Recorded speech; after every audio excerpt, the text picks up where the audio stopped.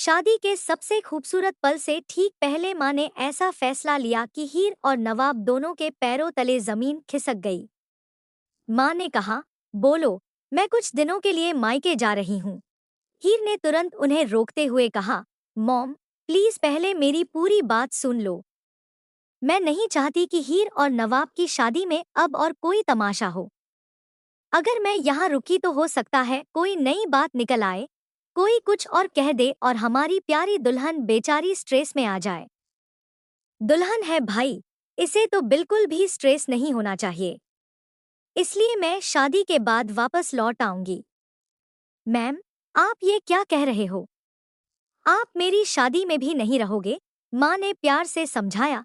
It's okay नवाब, शादी में दूल्हा दुल्हन का साथ होना ज्यादा जरूरी है, दूल्हे की माँ का होना इतना भी जरूरी नहीं।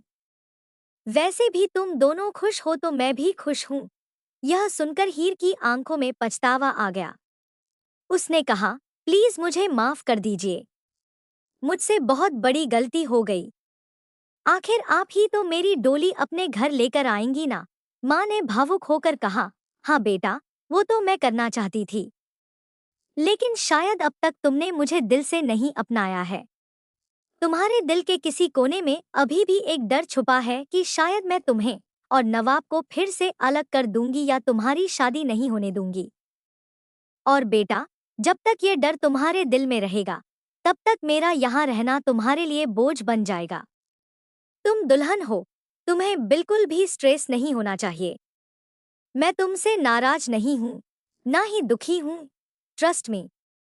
बस मेरी एक इच्छा है कि जब भी तुम मुझे अपनाओ, पूरे दिल से अपनाना, किसी मजबूरी या जबरदस्ती में नहीं। बाकी तुम्हारा भरोसा मैं धीरे धीरे खुद जीत लूंगी। खुश रहो। इन शब्दों के साथ माँ ने हीर को आशीर्वाद दिया और वहां से चली गईं।